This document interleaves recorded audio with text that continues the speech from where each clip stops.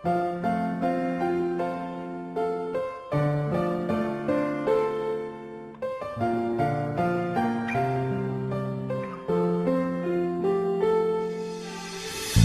ើយ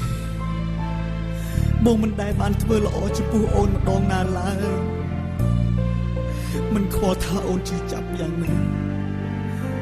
បងស្ដាយណាស់ធ្វើមិនដេចទៅទើបស្រីពៅបំភ្លេចរឿងចាស់ព្រោះពេលនេះផ្ទុយស្រឡះបងខំពីមុនបងធ្លាប់តែរឹងរូដឹងអូនតែពេលនេះបងបែកជ្រាយទុន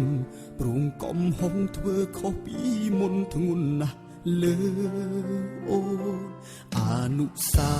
ទឹកនេត្រាត្រូវធ្លាក់លើបងខំអង្វរពើនួលអងអូនលែងប្រណីសូមសារភាពបងខុសពិតមែនតែនោះជាភាពយុវវ័យរញច្រានបងធ្លាក់ក្នុងអវជ័យថ្ងៃនេះទើបយល់អោកាសបងក្លាបាត់ទេឲ្យបងបានកែប្រែជាថ្មីទោះជាត្រូវឲ្យបងសិនខ្សៃអីលើក៏ព្រមបងសុំត្រឹមពាក្យលើកលែងទុំព្រមសន់ទុំឈប់ស្អប់ព្រមបងតើធ្វើបានទេស្នេហ៍ស្នប់បងសុំប៉ុណ្ណឹងកាលគ្រាមុនអូនឈឺចាប់ពេកស្រង់ទឹកភ្នែកស្ទើររៀងរាល់ថ្ងៃតែឆ្ងល់ណាស់ឆ្ងល់ចិត្តចង់រៃមិនប្រណីអូនទើបតែដល់ពេលពៅអងចិត្ត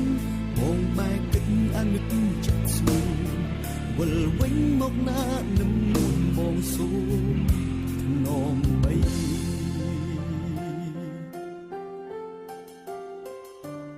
គ្រប់យ៉ាងបងបានយល់អស់ហើយតែបងសូមអូនម្យ៉ាងបានទេគឺលើកលែងទោសឲ្យបងម្ដងបានទេ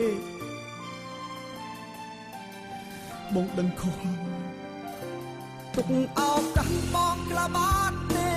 ឲ្យបងបានកែប្រែជាថ្មីទោះជាត្រូវឲ្យបងសិនខ្សៃអីលើក៏ព្រមបងសុំត្រឹមពាក្យលើកលែងទុំព្រមសន់ទុំឈប់ស្អប់ព្រមបងតើធ្វើបានទេស្នេហ៍ស្នប់បងសុំប៉ុណ្ណឹង